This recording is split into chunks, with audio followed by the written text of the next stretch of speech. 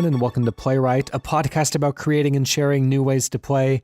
My name is Ryan Hamann. You can call me H. And I'm Ryan Quintal. You can call me Q. Now, Ryan, you were telling me just before we started recording that you've been getting into Super Nintendo game collecting. Yeah, I don't want to say that I'm all the way in because I'm kind of just trying to mostly amass games from my childhood, but I picked up the analog Super NT, and one of the things it says in its booklet is, hey, don't put dirty cartridges in this thing. And so it's gotten me into looking at game PCBs, which are printed circuit boards, and cracking them open and cleaning them. And I think it specifically just means to not play Leisure Suit Larry. I don't think you're supposed to be taking it this far. Yeah, anything where you can throw dollar bills at ladies, you can't put into the console. I actually ended up going as far as to picking up Chrono Trigger, which is a game I've never played. Everybody always says it's one of the best RPGs of all time.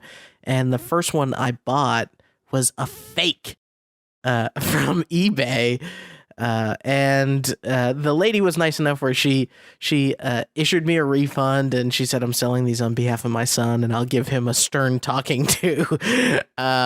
But I wouldn't have known it was a fake unless I was doing this kind of opening up the carts and looking at the parts inside of them and verifying they're authentic and all that stuff. But I ended up getting a legitimate copy, and now I've started that. So yeah, Chrono Trigger, weirdly, is going to be the next game I play. I mean, for the non-discerning customer, though, does it give him sunglasses, or does it boot Dr. Mario when you start it up or something? I was having that conversation, and I want to pose this to you, H, before we go into our pitches. If a game contains technically all the same data, if it is in a cartridge, if you're plugging it into what is ostensibly a Super Nintendo, is it the game? And this is something I struggle with. Okay, well, I would argue yes, because, I can watch a movie on a burnt DVD disc and still come away having experienced a classic. But, I mean, I guess it's not the cartridge that Nintendo or Square specifically printed, but, I mean, you're still having the experience, right? So is the game in the physical ones and zeros, or is it in the good times we had along the way? Yeah, that's the question. And I think as I go down this collecting rabbit hole, and I start to consider my own proclivities as a designer of like, hey, maybe some of these beat up labels, I can go and design my own labels and make an art project out of it. But now if I'm cleaning these cartridges, or if I'm attaching new batteries and changing the labels, then is it still the game, So I'm kind of on either side of the fence. I can see a hardcore collector could say, no, that's not the game. But to your point, if it's still Chrono Trigger inside and you can play start to finish Chrono Trigger, then it's Chrono Trigger, right? This debate comes up a lot with arcade game and pinball machine collectors, because oftentimes the cabinets aren't going to hold up, or the decals lose some of their luster over time, and so people will print up recreations of these cabinets and all the art on them, and people wonder, like, okay, is this an authentic reproduction? Because I mean, obviously these are all created by somebody somewhere, and if you're using a close enough approximation of the means of production, you're essentially coming away with an almost indistinguishable experience. But is there any magic that's lost in it going through your hands instead of, midway? Yeah, I don't definitively know the answer, and no one will probably ever. There'll always be sides that disagree on this type of thing, but yeah, if anybody on Twitter ever needs some Super Nintendo game, very light collecting advice or cleaning advice, I've done all the stupid research now, so I'm kind of a prosumer about it. It's very strange. Very good. It's interesting. Well, we'll see if that influences our own video game design ideas tonight as we get into pitching brand new video games. Q, why don't you start us off this week? So my pitch H this week is you play as a golf ball diver. This is a real profession. People that are diving into pools of water on golf courses where they collect golf balls. But I figured go and make it really strange and dramatic and maybe either have a procedurally generated golf course or certainly some level of randomness as to the body of water you're exploring, battle snakes and water creatures as you fight to collect all the golf balls that are underground. And you turn in those golf balls for money just like the golf ball divers really do. It's very strange. And and you can do this maybe touring all of the famous golf courses of the world. And diving into their various water traps. So, golf ball diving. All right, we will start the clock there. You know, I just finished playing SteamWorld Dig 2. And so this idea of an ever-unfolding subterranean world where you try to find all these golf balls and, you know, maybe there's some sort of, as you get deeper under the water or under the ground, it can kind of expand into the golf balls could have planted these like golf trees or this entire underground world where golf balls are currency. It could get interesting.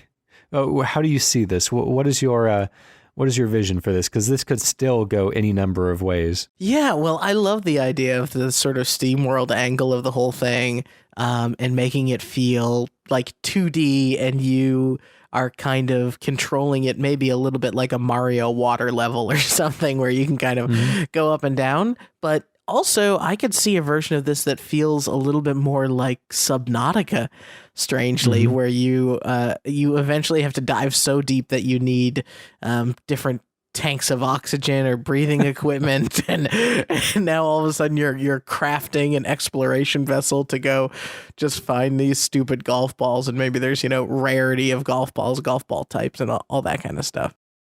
There's these undersea, deep sea creatures. I was playing a VR game the other day, not really a game, just kind of an experience that you have as VR software is wanted to do fairly often, called The Blue, which is like you are just kind of dropped in these underwater scenes of oceanic beauty. You see the fish swim by. The first one is like a coral reef scene where there's all these tropical Finding Nemo fish that swim around you and kind of react if you put your hand too close. And there's a sea turtle that kind of gently drifts by. And I noticed the third stage, I guess, on this tour of the undersea is a deep sea type of level where there's, presumably dark, deep underwater with these angler fish and other deep sea monstrosities. And I didn't click on it because that's kind of something that I innately fear already. I was like, I'm not sure I'm ready to do this in VR. Yeah, that's what Subnautica really unlocked for me is this strange fear of the ocean. And just especially Subnautica, for people that don't know, is a sort of aqua survival game, if that makes any sense, with some other cool things around the edges. But it has a day-night cycle, and I found myself really clamming up when it came to going anywhere or doing anything at night. I became almost paralyzed in my ability to explore until I eventually could reliably sort of light areas or felt that I had the right equipment. So yeah, I think it would be really cool because I started my search on looking for some very strange professions, and golf ball diver came up, and I guess these guys just go and they kind of bring with them a net of some varying size, and the more golf balls they bring back, they get paid something like 5 cents a ball or 25 cents a ball, something totally insignificant. And I just love the idea of having a whole upgrade tree and equipment that's all based around collecting very menial amounts of money. Why would people do this? It's 5 cents a ball. Like, what's in it for them? I don't know. I guess maybe aqua robot technology has not caught up to the point where it can reliably suck up only golf balls and not fish. But yeah, no, it is a real job. And you kind of have to go in with your snorkels, and a lot of times these things are pretty shallow water, so they've got like weeds and all this stuff. They go in with knives and they cut them, or they get them loose and they try and recover golf balls for the course. All right. Well, I guess you can get penalized if you grab like turtle eggs and stuff instead. There could be all sorts of like fake items down there that look round and white that you have to make sure not to pick up. Yeah, and how about like if you go to all these different courses, you go to a course in Ireland or something, and perhaps there's different sorts of collectibles while you're down and around these areas. I imagine you can get like some ridiculous type of weaponry and just totally break fiction to have to fight fish and and kind of maybe there's certain kinds of clams that have golf balls stuck in them, and so you can only get it from them as they're kind of opening and closing, and different sorts of animals that have swallowed the golf balls and some sort of tell to know, oh, that one probably has a ball inside of it, so I gotta track it down or capture it in a different way. Or maybe golf balls come alive in these undersea worlds, and so you have to retrieve them to take them out of the water so they revert back to their lifeless forms. And so the entire time you're kind of dragging them as they're trying to escape, and there's a little bit of a struggle, kind of like fishing in a way. Yeah, that's really cool. And then you can develop all sorts of like stun and capture based upgrades and technology just to capture the golf balls themselves, like they are the different obstacles, because golf balls have different colors and all that kind of stuff, so you could definitely tie that, give them all weird little faces. I would really love to Stranger's Wrath style Oddworld pick up a golf ball and have it kind of stare at me strangely as I carried it back to the surface. It could be kind of fun if you could choose to either just capture one and then take it up for its bounty, or try to wrangle like 6 or 7 of them, but they're all trying to pull on you, so you have to like outsmart them to get them going in the right direction and actually propel you forward, or somehow, I don't know about pacifying them, but it would be more of a struggle to try to carry more of them at once.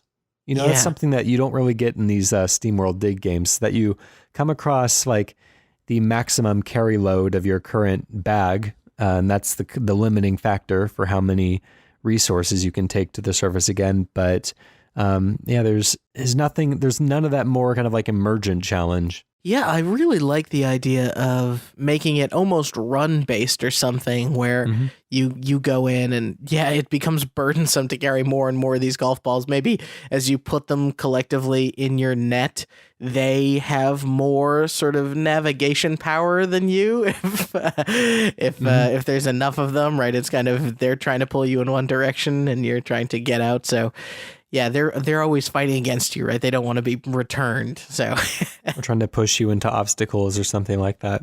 Yeah, really inconvenient, just ruining your day. All you're trying to do is make 25 cents. I want all the currency to be like really, really small amounts. I think that's important. So is the outside world just the normal world that we know? Is it, are we keeping all the strange things underwater as a juxtaposition, or is this some sort of a different world in which being a golf ball diver would make financial sense for a person?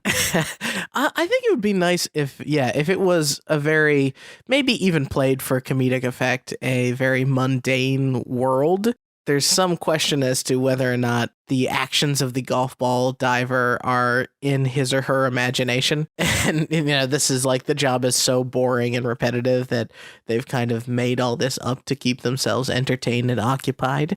But I also like the idea of really having, maybe there's a point where you encounter a really large creature or some sort of boss battle, and it just ends with the most, mundane, okay, here's the bag of golf balls, and the person takes, 25 cents and gives that back to you. And maybe you even try to explain to them what's going on underneath, and they're just very uninterested and don't want to hear it. Maybe there's a mechanic where carrying them back is such a pain, but if you hit them with a golf club, then they kind of revert back to their normal selves for a little while, just long enough for you to kind of catch up and maybe hit them again or choose to pocket them at that point, but just a way to maybe take a shortcut or save a little bit of time. It would have been slower to swim there. But the mechanics of hitting a golf ball underwater would be a little bit less predictable than over the land. That's really cool. So essentially, if maybe the go in with different clubs, or you have to capture different balls with different types of clubs, so you're constantly sort of switching between tools to be like, oh, that's of this kind, and I have to go chase after this with this club, or something like that. Or just based on like what types of gaps you have to hit them through, or where you want them to land on your journey so that you can kind of keep them all together. So if it is a little bit more 2D sort of Mario water level, maybe you could kind of, you have to sort of desert golf these things into a little net area, right? And so you're just doing a very strange, now you can be in one of those good underwater, like giant iron suits, and be doing a very slow, methodical version of golf to kind of wrangle these things in. And it can be more fantastical with all the obstacles and creatures and stuff, I think, in that way still. We have to wrap this one up. What kind of a name do we want to give this game? The one that I've got written down is Dive Masters Tour. Okay. Yeah, that's not bad. I can't think of anything better off the top of my head. It works? All right. Fantastic. All right. That is Dive Masters Tour Underwater Golf Ball Retrieving Simulator. All right. We're going into my pitch now. What I'm bringing is, I don't know, maybe simple. Let's see how quickly I can get through this. I always say that and I end up talking for way too long. So what I want is an RPG that, similar to the early episode that we pitched, a Legend of Zelda type game where you started off in Hyrule, but that was like the challenge world. And then every time you die, you would go back to Termina.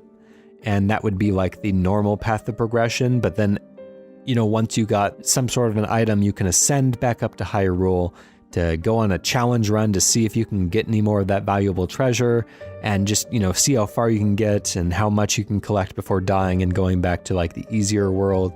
So I want to do something similar. You're on an RPG, and you're going through your normal run of caves and palaces and dungeons and whatnot, but it's all kind of not gated necessarily, but it's all very challenging, except you, the character, can't level up, but your weapons can. And the way that you power up your weapons is by shrinking down and going inside of your weapons. And all of these weapons are these complex kind of runic shapes like you would find in the Shadow of the Colossus or something like that, that are like these twisty dungeons in and of themselves. And so as you go into the weapon, as, it turns into this like enormous building-sized structure right in front of you as you shrink down, then you're able to kind of rid it of some of its ailments and unlock more power levels within the weapons. And depending on the types of weapons that you choose, your course of progression looks different and behaves differently, and you have to use different tactics and stuff. But you're doing all this to power up your arsenal to take these, the real world dungeons with more powerful weaponry. So I'm leaving that there. Let's start the clock. I love this idea. And when you start talking about it, I almost, not to immediately change it, but I almost started thinking of what if in one world it's a first person shooter. Okay. And then when you shrink down, you're inside of the guns and that sort of thing. But going back to your premise, what I really like about this is using the real world dungeons to maybe unlock tools and abilities. And imagine if going inside of a gun, like the two worlds felt more like Breath of the Wild and Link to the Past. So inside the gun, you kind of have this a little bit more simplistic architecture. It's a little bit more Link to the Past. But if you got the hook shot or something in the 3D world, that carries with you into the 2D world. And so you get to kind of use both versions of the tool, whichever tool you're earning, to kind of keep powering up your weapons. Yeah, it's a good twist. I'm kind of inspired by the Phantom Hourglass, one of the Legend of Zelda games on the DS. Not one of my favorite ones in total, but you kind of kept returning to this giant tower throughout the game. And then also from the newest Zelda, Breath of the Wild, it's Trial of the Sword or something like that. It was the DLC where you powered up the Master Sword by tackling a series of challenges. And, that doesn't take place within the Master Sword itself, but I thought that would be kind of a cool twist. Yeah, that's really neat. One of the things I almost want to think of is how navigating the weapon feels. Like, I wonder if it feels more like a dungeon in itself, or does it feel a little bit more like almost like kind of running around in a FTL, like if you were just inside a little ship and there's kind of known spaces, or if it's maybe, I guess it would be more of a Metroid sort of experience, right? Where there are gated off sections that you can only access once you get certain. Of like a big labyrinthine type of almost unknowably large space, because it lends a lot of mythological value to these items that you're just carrying around with you. Makes them seem kind of like larger than life in the way that a lot of games have done interesting things to personify their weapons. The Legend of Zelda keeps using the same Master Sword game and game again, which lends it this mythic value. The newest Xenoblade game turns its blades into other human characters that they can interact with and talk to as its way of personifying its weapons. And I thought this would be another way of doing that, but also the kind of labyrinthine structure of these weapon dungeons kind of gives them that sense of like an ancient civilization created them. And like the, not the Guardians, the in the new Zelda game, the dungeon stand-ins, these ancient beasts, what are they? Yeah, I should know this. Yeah, I guess I shouldn't too. Yeah, let's call them ancient beasts for right now. The something beasts, right? Or the it's going to bother me. Anyways, I did just play it last year. I'm getting too old for this now, I guess. But they feel like these complex machines, but they feel like really ancient, and there's something really magical about the vision of these ancient people and the level of care and magic that was put into them. Yeah, and it would also make sense if the inside of the weapon felt beasts. Oh, the divine beast. We did it. Sorry. Old man H&Q. So if the inside of these weapons, maybe it would be simplifying them to make the layout standardized like this, but it almost feels like a skill tree, like like if you go down a related section or a part of the weapon, that's where you're kind of unlocking and potentially battling monsters that would be useful to use these types of abilities against, right? Yeah, that's a good idea, actually, to be able to make some choices with the routes that you take. What I like about the idea is that it's questioning the fact that all the time when we're upgrading weapons and skills and abilities in a game, it's like the fun is the game, and then actually getting the upgrade is an option in a menu. And to try and take the time and effort of making, well, what if gaining the option isn't just like okay, I earned the points here, let's push a button. It's now I earned the points, I earned a certain number of keys or something, and I know that that'll unlock a certain amount of doors, right? And so now I'm going in and I'm exploring this second world, and it's like, okay, I've only got 6 keys to use. This door takes 3 keys. Is this really the one I want to be opening? There could be an amazing shard or upgrade or giant machine in here, but I don't know. Yeah, that's interesting. It's also kind of like Dark Souls, where you have all these different weapon types, but you're not necessarily like getting duplicates of a lot of weapons. And so, you really have this choice in what you want to specialize in weapon-wise, but you have a limited number of upgrade resources, and so you can't realistically get all of your weapons to a usable end game state. Like, you really have to make those choices and choose which ones you want to specialize in. I love the idea too of if you're able to unlock something, maybe every time you do finally unlock or gain some ability in the weapon, you're kind of triggering a large machine and have to maybe undergo an escape sequence, right, to get back to the launch pad. So it's like you get so far, but you have to kind of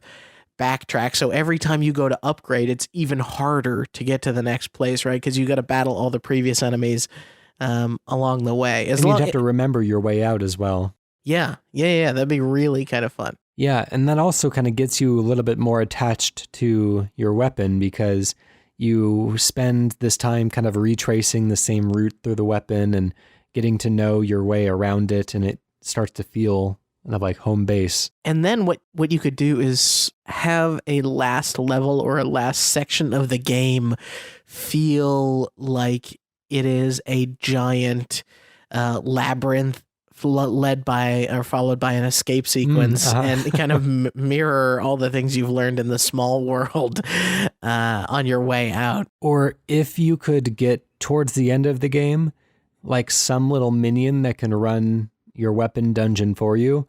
And then as you get into climbing more of these towers at the end, you start to kind of wonder, like, am I just a minion to some sort of a greater being in their celestial weapon up on a higher level? Oh, that's exactly what you have to do. You just, wait a second, am I in the Matrix? That's what it's all about. Exactly. What I also like to is if you keep upgrading this weapon, the weapon maybe starts to become, if you shrink yourself and go into it in a moment where you don't have a lot of ammo, or perhaps you've shot it too much and it's overheating or it's overused in some way that affects the state of the world inside of the weapon. Yeah. So you kind of have to... Maybe you can perform repairs inside there instead of just using a repair stone or whatever. You have to actually go inside and patch up some of the damaged areas, kind of like FTL. Yeah, and now we're also getting to one of our old pitches, which is the climb outside of your mech to repair it kind of thing, which is kind of cool. Kind of like a Gun Baby, to go back to one of our early ones. Oh, Gun Baby. This is the same guy who pitched the video game Ceasefire also pitched Gun Baby. Remember that, everybody.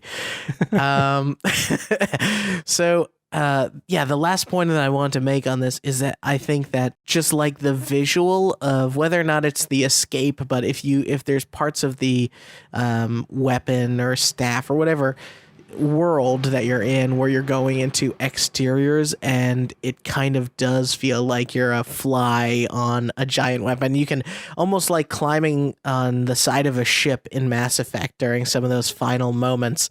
Have it feel like a giant epic thing is happening around you, but you are very small, kind of trying to accomplish this small task as you make your way. I think that would be a really cool feeling in this. Let's call it on that one, and let's give it a name. I was thinking about maybe just calling it like the name of a type of weapon, like Claymore or something that just kind of stand alone, but the game is all about kind of choosing your weapon, so I don't know if I want to lock it into that kind of limited experience there. That only represents a small percentage of the players. Yeah, I mean, maybe. I like Claymore if the weapon is a giant blade of some sort, right? A Claymore, and that, in and of itself would seem massive enough to have a ton of little cracks and crevices and pathways to explore.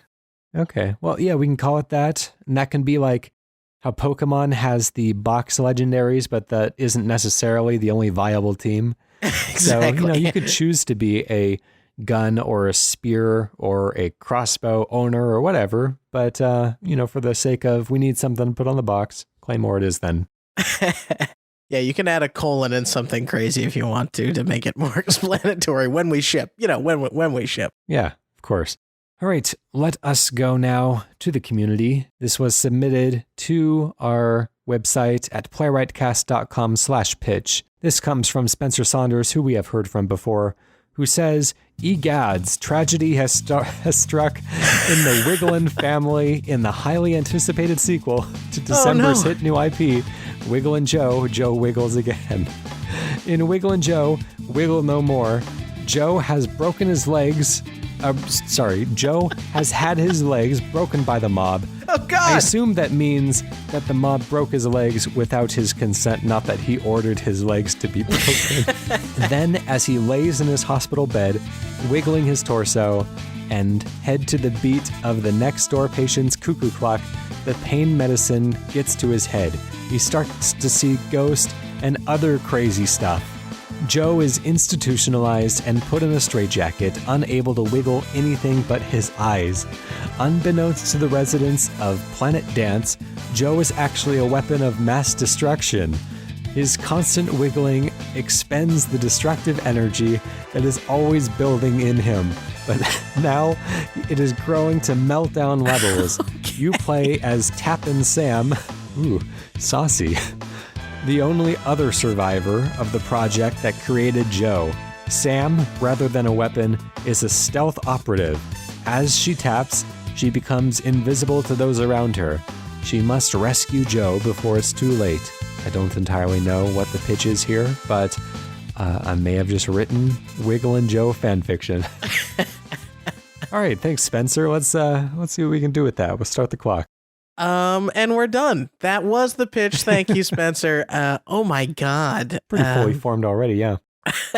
Holy cow. So we're Tappin Sam. Mm-hmm. I feel like we're leading very closely. We're going to get another email from Spencer in a few weeks that is a Toe Jam and Earl-esque pairing of Joe and Sam. Yeah. Wiggling Joe and Sam. So I think it would be cool if Sam is stealth, but maybe she is the other end of the experiment and she is like a stiff kind of physics object in some way. Yeah, okay, here we go. So there's a new game on Switch. I don't remember what it's called. It's called like Kamala or something like that. It came out around the same time as Celeste, and I think Celeste kind of took some of its attention away. Sure. But you play as this, it's kind of like a ninja-like character that moves around by kind of like launching yourself in a certain direction and grabbing onto walls and ceilings and stuff. Oh, is this Dendara? Yeah, that's it. Dendara. Sorry, I should have been more prepared. Right. So it could be similar to that. This is still kind of a rhythmy type of game, but in this case, the rhythm actively works against you, kind of pressures you to keep moving. So you are navigating these hallways full of patrolling enemies and stuff, and you tap either on your Wii U screen or click on your computer screen or tap on your iPad screen or your 3DS lower screen, and the character Sam kind of darts off in the direction of your finger or stylus and attaches herself to whatever surface is kind of on the other end of that. She is invisible while she moves, and so she can move around enemies, can't hit them directly, maybe could attack them. I don't know, undecided. But if you hang out in one place for too long, then you start to become visible again and your enemies can see you, and you get maybe like a bonus for tapping on the beat. And so you're kind of encouraged to always keep moving, but you also have to think things through and maybe find places to hide while you kind of observe your surroundings. Yeah, so this is also ripe for just in title only a mobile game or a touchscreen game, right? Because tap is right in the name. So yeah, what if like you could sort of directionally, like a little bit like Dandara, you directionally point Sam, and if you just kind of keep tapping, like maybe tapping is both movement, but also executing the taps is what keeps you invisible. Yeah, exactly. But even if you're standing still, maybe if you're able to like keep a beat going with your left hand, that could also potentially keep you stealthed out. I don't know if that makes it too easy or what, but yeah. Okay. So she's got to. If you're forced to always move when you tap, then, you know, even if you try to, like, you can try to like wedge yourself in between objects to make sure that you don't go flying in a direction, but you still stay invisible. But sometimes it would be, I just need to I need to take a risk and blindly fling myself somewhere to make sure that I'm not found here. There was a game on the Xbox arcade that I think it was called Chariot, where you're kind of lugging your... Yeah. Yeah, okay, so you know the game. You're kind of lugging your dead dad, I guess, around. And I like the idea that on Sam's adventure, she has to kind of like knock a wiggly straitjacket Joe through a level. So it's not just about necessarily like straight up, Dandara like avoiding these things, but it's also kind of knocking and kind of pushing Joe towards the end of every stage. It's like a good escort quest, like Resident Evil 4. Yeah. Where Joe is also able to, if he hits somebody just right, he can kind of, knock them out or potentially hypnotize him with his wiggly eyes. Like she can get Joe to face somebody, like, and stand him up, I guess, in some way. It's all very strange in my mind because I'm kind of picturing it more as it feels very arcadey in my head. Yeah. It's like Crypt of the Necrodancer is a good touch point. Yeah, I haven't played enough of these games. How can we play up maybe some of the stiffness of Sam? Like, if she's like stiff like cardboard, maybe she can't actually stand still, like she falls over or something. So she has to constantly be kind of jumping from point to point in a way, or know how to kind of angle herself appropriately.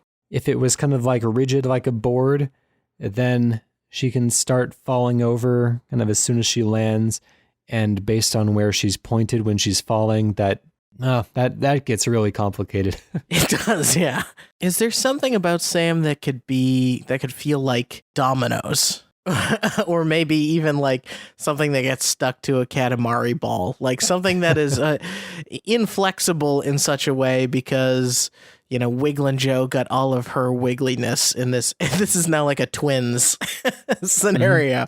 Joe got all the wiggliness. She got all the stiffness. Maybe she's able to like contort herself into shapes. And so she can make like wedges and angles and stuff.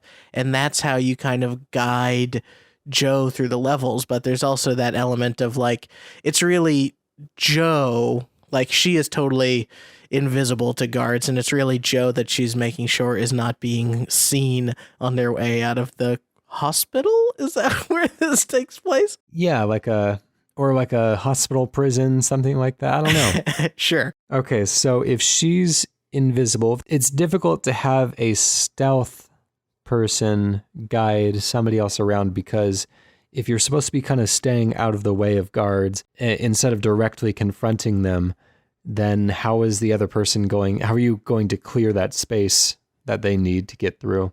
I guess what I'm saying is maybe she has some ability where she's undetectable by the guards, but she kind of has to, I don't know if there's map to the face buttons that on your controller, like a way to turn her into like hold an arm out and make her kind of Tetris L-shaped versus, okay. All right. kind of stick all your limbs out and become like an X. And that way, kind of based on those, you can kind of guide Joe through these corridors and stuff and get him past the guards. Or maybe like she goes through and she clears out a small section first, and then kind of like an escort quest, right? And then Joe is able to kind of wiggle his way through. Okay. Oh, wow. This is very complicated now. But I do like that idea of turning into different shapes. It's kind of like box boy. Is that?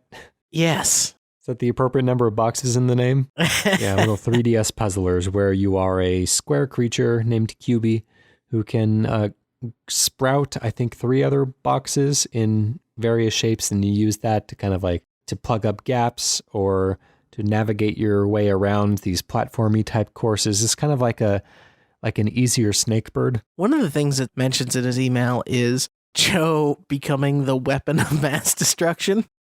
Yeah, that's interesting.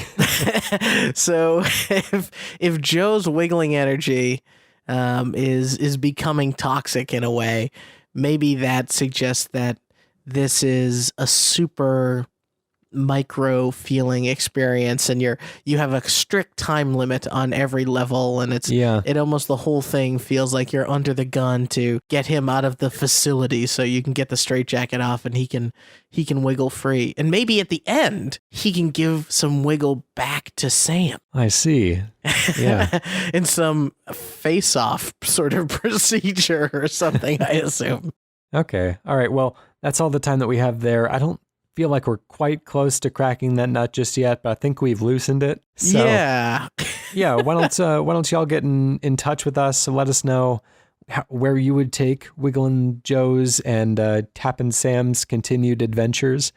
And this is an interesting idea. Let's I guess let's give it a name. I guess to put it in the Wigglin' Joe series, or do we just drop that and just call it Tappin' Sam with some sort of a subtitle on it? What was the first one? Wigglin' Joe Wiggles again. I think you have to do Tappin' Sam, Joe Wiggles no more. Yeah, that's good. Yeah, because I guess Spencer had suggested a Wigglin' Joe Wiggle no more, but yeah, that seems like an appropriate follow-up name. Tappin' Sam, Joe Wiggles no more. If you would like to submit anything, your own idea, your own story, your own picture, whatever, to us, we will turn whatever you send into a video game, figuratively speaking.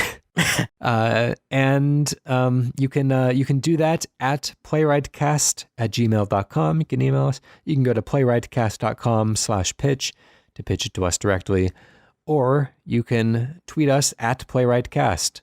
Any number of places you can get in contact with us.